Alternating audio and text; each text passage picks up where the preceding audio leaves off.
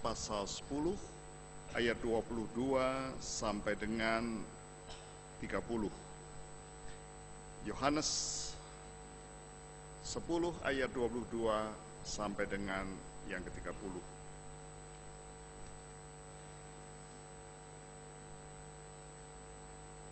Mari kita berdoa. Kami bersimpuh di hadapan-Mu Tuhan, menengadah mencari wajah Tuhan, supaya kami dapat mendengarkan sabda-Mu saat ini. Biarlah dalam penyerahan diri kami, Engkau menyambut kami dengan mencurahkan dan bekerja di dalam kami melalui Roh Kudus-Mu, supaya hati kami boleh bergetar karena mendengarkan firman-Mu itu, dan biarlah firman-Mu mengubah kami, supaya kami boleh menjadi domba-domba milik Tuhan, sesuai dengan kehendak-Mu. Bersabdalah Bapa, anak-anak-Mu ini mendengarkan Engkau di dalam Kristus oleh kuasa Roh Kudus. Amin.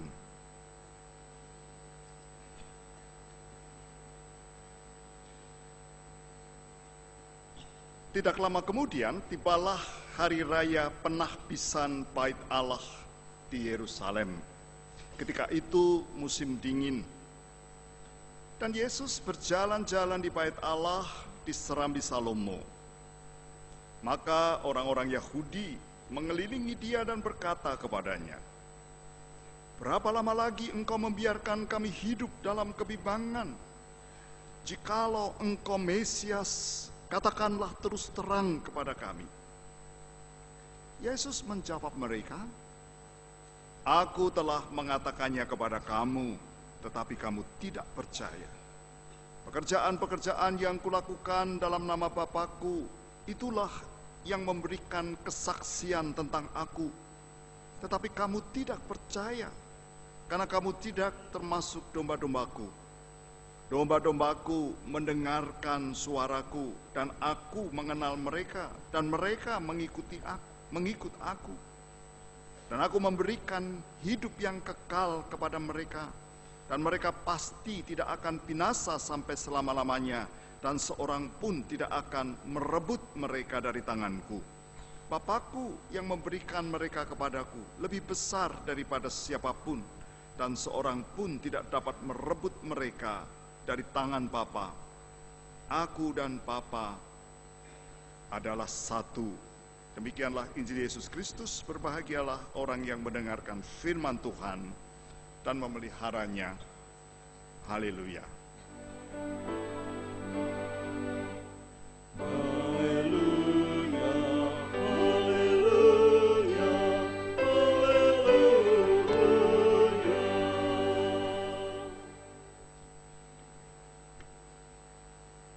Siapakah yang akan memisahkan kita dari kasih Kristus?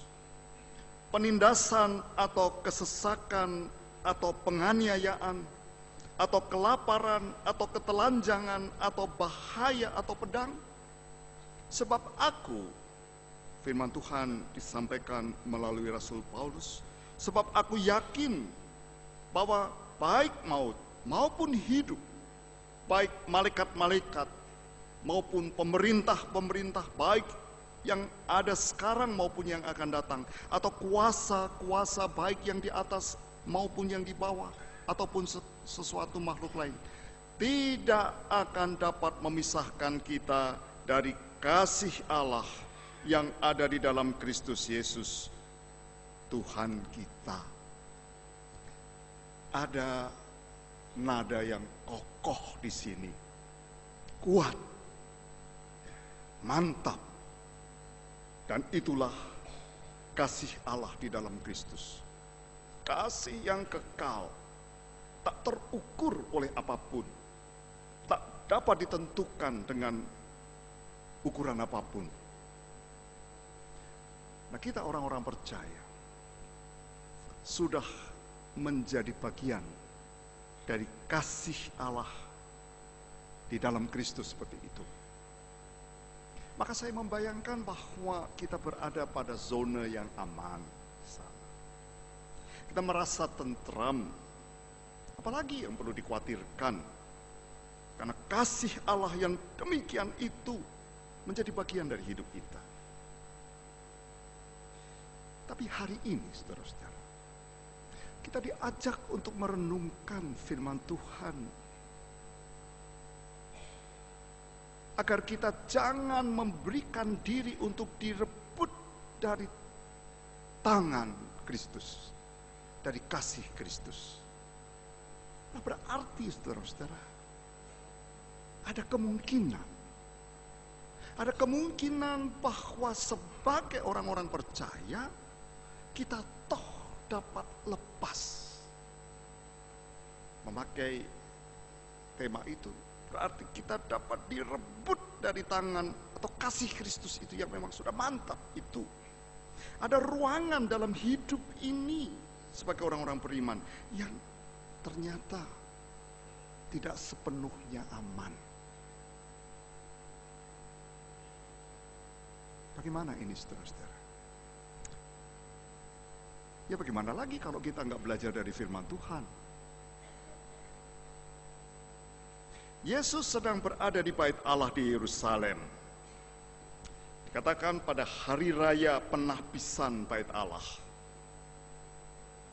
Jadi tahun 170 sebelum Kristus itu Yerusalem dan bait Allah diporak-porandakan, diluluh lantakkan oleh kekuatan politik militer dari Syria.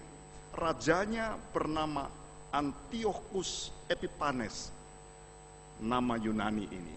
Dan ini betul-betul nama Yunani karena si Antiochus ini betul-betul sangat Yunani, membenci Yahudi. Antisemitis ini sebetulnya. Lalu dia mengerahkan tentaranya, menyerang dan mengalahkan Yerusalem, termasuk bait Allah. 170 sebelum Kristus. Dikatakan dalam sejarah 80.000 orang Yahudi mati. Masih lagi 80.000 yang lain dijadikan budak. Bukan hanya itu, bait Allah itu dinistakan, saudara-saudara. Tidak dihancurkan, tetapi dijadikan rumah pelacuran. Dan lebih daripada itu, orang-orang tidak boleh mengikuti hukum Taurat. Orang-orang Yahudi yang nggak boleh ikuti hukum Taurat akan kehilangan dirinya. Kalau ketahuan, akan dihukum mati. Seorang perempuan yang melahirkan anak, kemudian menyunat anaknya, akan disalibkan, dan anak yang disunat itu akan digantungkan, tentu dibunuh, di kepalanya, di leher. Seperti itu. Lalu muncullah seorang pahlawan, namanya Yudas Makabeus. Singkat cerita, si pahlawan Yudas Makabeus ini memimpin bangsa itu untuk mengusir kemudian kekuatan Syria, dan berhasil. Lalu bait Allah disucikan kembali, ditahbiskan. Jadi kalau Yesus pada waktu itu ada di Yerusalem, khususnya di bait Allah, dalam suasana penahbisan bait Allah, sebetulnya hawanya adalah kepahlawanan. Maka kepahlawanan selalu dilihat sebagai sesuatu yang dihubungkan dengan harapan mengenai Mesias. Harapan mesianik itu. Karena mereka pada waktu itu tidak dijajah oleh Syria, tetapi dijajah oleh Romawi. Karena itu mereka sebetulnya juga mengharapkan ada seorang Yudas Makabeus lagi.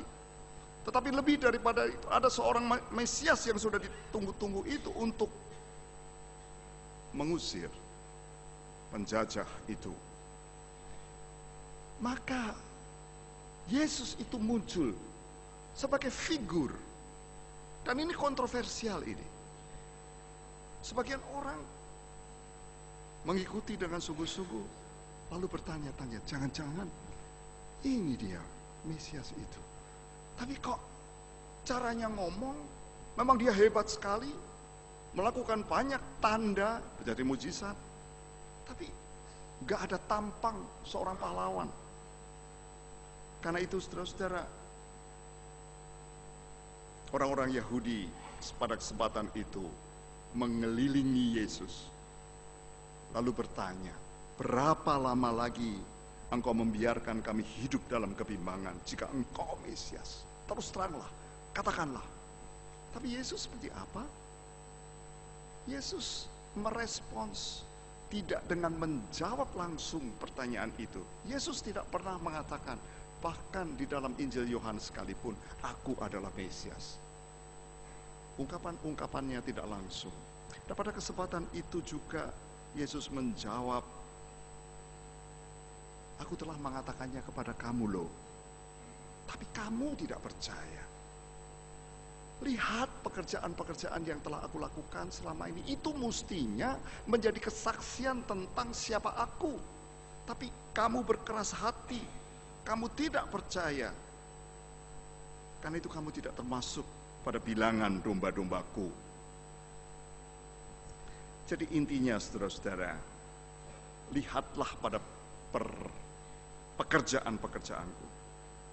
Kamu melihat, memang, tapi kamu tidak percaya. Itu persoalannya. Karena itu kamu tidak termasuk pada domba-dombaku.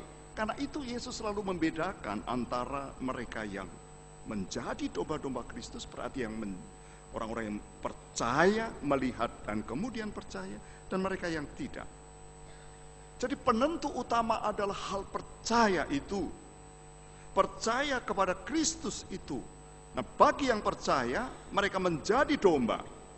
Kemudian dikatakan, menjadi domba berarti aku akan memberikan hidup kekal. Mereka pasti tidak akan binasa.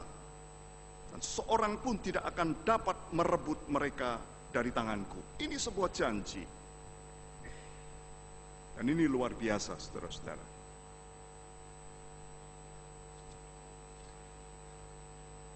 Kepastian, bukan? Ya. Tapi mari kita lihat lebih dalam. Sambil kita lihat diri kita sendiri sebagai orang-orang percaya. Sebetulnya kalau kriterianya adalah percaya, konteks kita berbeda tentu saja. Tidak ada pertanyaan yang sebetulnya pertanyaan tadi seperti ada yang meragukan, mungkin tulus juga, tapi mungkin akal bulus untuk menjebak Yesus. Konteks kita berbeda. Kita katakan bahwa saya atau kami adalah orang-orang percaya. Kalau memakai kategori itu berarti kita adalah domba-domba Kristus. Dan ini mantap, saudara-saudara. Jangan tidak mantap di sana. Kemantapannya bukan karena kita. Karena Yesus sendiri mengatakan, kalau kamu percaya, maka kamu menjadi domba. Kita memenuhi syarat itu sebenarnya. Klop dengan apa yang dikatakan kutipan saya tadi dari Roma 8. Tidak akan ada yang dapat memisahkan kita dari kasih Kristus. Seperti itu. Aman kan? Tapi jangan terlalu cepat merasa aman, saudara-saudara. Mengapa? Seringkali firman Tuhan kita cuplik, lalu kita lupakan bagian yang ikut menentukan pentingnya firman Tuhan itu. Coba kita lihat. Menjadi domba Kristus karena percaya. Itu benar. Tetapi menjadi domba Kristus adalah sebuah proses sebenarnya. Proses yang melaluinya akan harus terlihat hubungan antara Kristus dan domba-dombanya. Mungkin ini mengagetkan kita. Semoga begitu, saudara-saudara. Karena ternyata menjadi domba Kristus berdasarkan iman itu bukan sebuah posisi aman secara mutlak. Ada proses di dalamnya. Dan proses itu ditentukan ini. Perhatikan, ini yang sering kali dilupakan. Domba-dombaku mendengarkan suaraku, aku mengenal mereka, dan mereka mengikut aku. Ini sering kita potong. Yang penting percaya. Nah, pertanyaannya sederhana, saudara-saudara. Sebagai domba-domba yang percaya, memang kita mendengarkan suara Kristus atau tidak?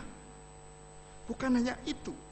Bukan hanya mendengarkan suara Kristus, tetapi mengikut Dia. Mengikut berarti menaati apa yang didengar itu. Jadi ternyata percaya adalah syarat utama. Tetapi itu tidak cukup. Percaya harus diikuti dengan sikap mendengarkan suara dari gembala itu dan menaatinya. Berarti hal percaya, saudara-saudara. Saya tidak mau menggoyahkan iman saudara. Percaya itu dasarnya. Tapi percaya itu harus diungkapkan dengan penuh dalam sebuah proses yang melaluinya kita terus-menerus mendengarkan suara Kristus, lalu menaatinya. Kalau tidak, kita formal menjadi domba. Tapi pertanyaannya, apakah domba macam apakah kita? Apakah kita sungguh-sungguh domba Kristus? Atau kita ini hanya domba-dombaan? Sebab hanya domba Kristus yang kemudian mendapatkan janji tadi, dan janji itu sangat kuat, kokoh, mantap, hidup kekal, tidak dapat direbut dari tangan Kristus. Tapi domba yang sungguh-sungguh adalah domba yang memang percaya, tapi juga mendengarkan suara Kristus, mengikuti apa yang Kristus kehendaki, mengikuti suaranya itu. Kalau tidak, formal kita domba, tapi mungkin bisa kita katakan kita ini domba-dombaan, bukan domba yang sesungguhnya. Nah, syarat ini harus kita penuhi, saudara-saudara. Sederhana sekali. Tentu ada banyak hal bisa kita katakan di sini. Saya hanya mau mengatakan satu saja, saudara-saudara. Bagaimana kita mendengarkan suara Kristus itu. Nah, tentu Kristus sudah mengatakan, aku mengenal mereka. Kalau ini kita baca pada bagian sebelumnya, gembala yang baik, kita tahu bahwa sebenarnya yang terjadi adalah saling mengenal. Jadi mendengarkan suara Kristus itu karena kita sehari-harinya sudah mengenal Dia. Tidak mungkin kita dapat mendengarkan suara Kristus kalau kita tidak mengenal Kristus. Dan luar biasanya Kristus sudah lebih dulu mengenal kita, tapi kita mengenal Kristus enggak. Tanpa itu ada begitu banyak suara yang kita dengarkan di dunia ini. Ada dua orang sedang berjalan di tengah-tengah keramaian di sebuah kota, tidak terlalu besar kotanya. Tiba-tiba yang satu orang mengatakan, kamu dengar enggak suara jangkrik? Katanya, bagus sekali deh. Yang satu mengatakan, bagaimana kamu bisa mendengarkan suara jangkrik di tengah-tengah keributan seperti ini, lalu lintas dan suara orang? Aku mendengar suara jangkrik. Yang satu mendengar, yang satu enggak. Ternyata yang mendengarkan itu seorang ahli sosiologi. Dia sudah terlatih sebetulnya. Dia mengenal dengan baik suara jangkrik itu. Sehingga meskipun ada banyak suara yang lain, dia toh mendengarkan. Ada jangkrik yang sedang mengerik di sana. Yang lain enggak mendengar. Mengapa, saudara-saudara? Karena dia sudah terlatih. Karena justru dengan begitu tiba-tiba dia bisa mengarahkan perhatiannya untuk itu. Dia mendengarkan karena dia mau mendengarkan dan dia terlatih untuk itu. Jadi ini, saudara-saudara. Maka biarlah kita berlatih untuk mendengarkan suara Kristus itu dengan hati kita, dengan totalitas hidup kita. Ini tidak mudah, saudara-saudara. Seperti tadi orang itu berjalan di tengah-tengah begitu banyak suara yang lain. Dan kadang-kadang suara-suara itu justru mengecoh kita. Tidak dapat dipercaya dalam arti tertentu.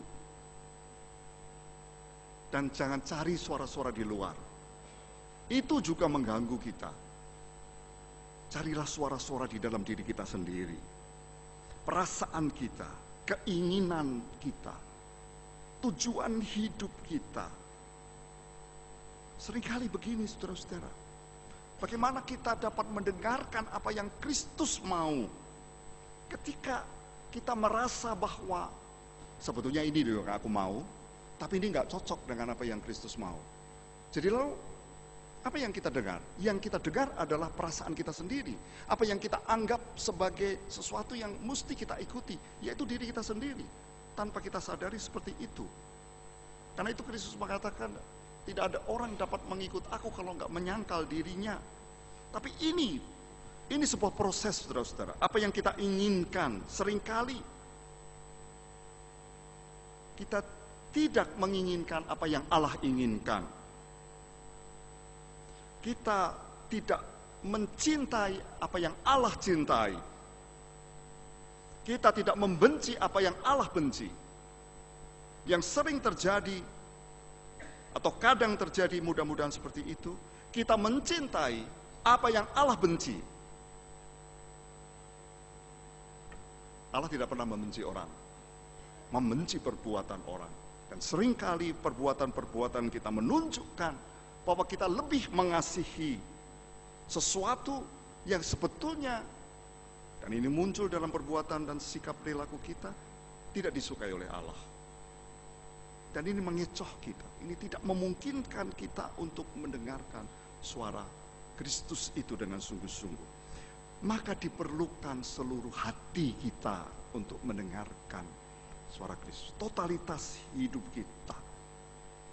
Kalau memakai kata-kata Tuhan juga dalam perumpamaan mengenai penabur itu, biarlah hati kita menjadi hati yang baik, seperti tanah yang baik itu ketika disebari benih.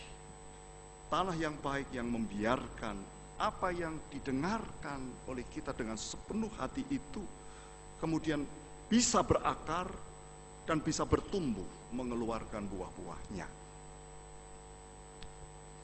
Ini syarat, saudara-saudara. Ternyata bukan hanya percaya saja. Hal percaya seringkali mengecoh kita. Seringkali memberikan rasa aman, tetapi rasa aman yang palsu. Lihatlah, lalu orang-orang bisa melakukan banyak hal di luar yang sebetulnya bertentangan. Oh ya, domba sih, percaya sih, tapi bukan domba yang sesungguhnya. Karena domba yang sesungguhnya bukan hanya percaya, tapi mendengarkan suara Kristus dan mengikutinya. Dan berjuang untuk itu. Jadi sebuah proses. Jadi marilah kita keluar dari zona aman kita. Mendengarkan ini mungkin tidak terlalu nyaman. Tetapi itu yang mau dikatakan oleh Kristus. Jangan ada yang merebut dari kasih Allah yang memang kokoh. Seringkali yang merebut adalah justru sesuatu yang datang dari diri kita sendiri. Dan kita membiarkan itu. Jangan. Jadilah domba Kristus karena percaya, bukan untuk sombong, dalam kerendahan hati. Tapi yang sungguh-sungguh dombanya, bukan domba-dombaan.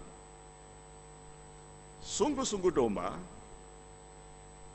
meskipun kita berada kadang pada zona yang tidak aman, tetapi Tuhan mau supaya dalam proses itu kita menjadi domba yang sungguh-sungguh domba dari Kristus.